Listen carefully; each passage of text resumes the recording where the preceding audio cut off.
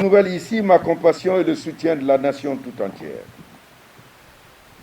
Mesdames, Messieurs,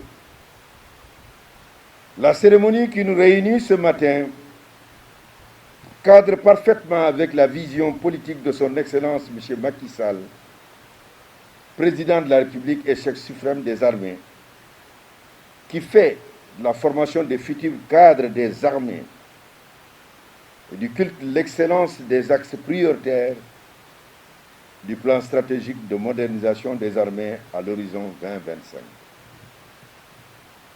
Plus qu'un rituel, ce rendez-vous majeur de la vie de l'École nationale des sous-officiers d'active, fêté cette fois-ci dans la sobriété en raison de la Covid-19, marque le couronnement de 2 années d'une formation rigoureuse et exigeante, marquée d'efforts méritoires et de sacrifices de 115 élèves sous-officiers de cette promotion aujourd'hui à l'honneur.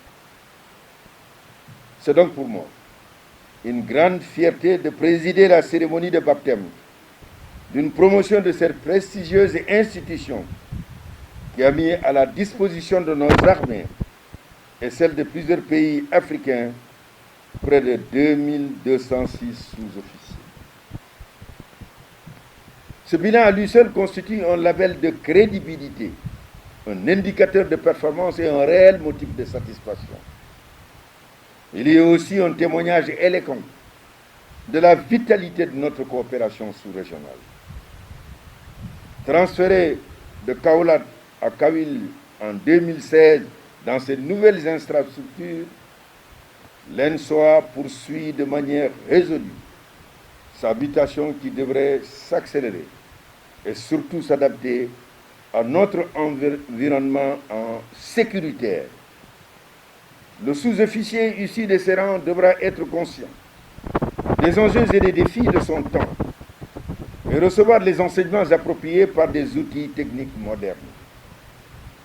Je voudrais ici exprimer notre profonde gratitude à son Excellence M. Macky Sall, président de la République, chef suprême des armées, dont le soutien sans faille dans le cadre du renforcement des moyens humains et matériels de nos forces de défense et de sécurité et l'amélioration de nos conditions de vie et de travail a permis à l'ENSOA d'atteindre des résultats élogieux.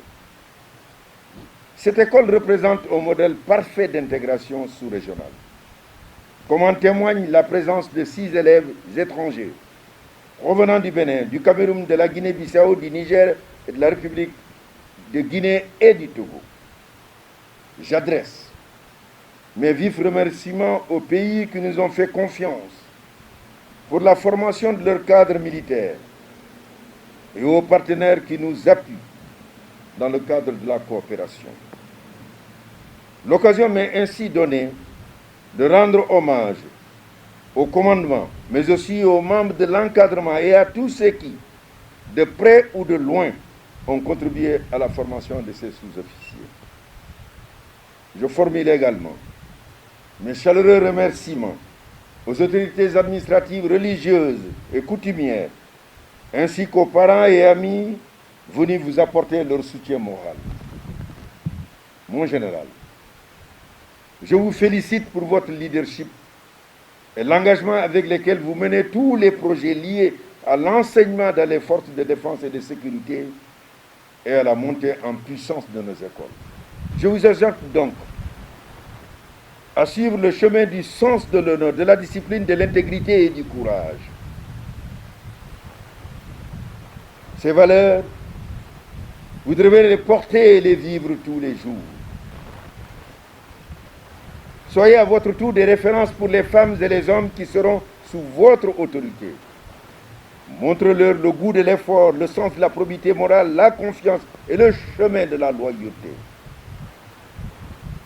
Pour remplir les missions qui vous seront confiées tout au long de votre carrière, que je souhaite riche et exaltante, vous devrez rester vivace de corps et d'esprit, vous instruire en permanence, vous remettre en question très souvent et vous adapter aux évolutions constantes de votre environnement.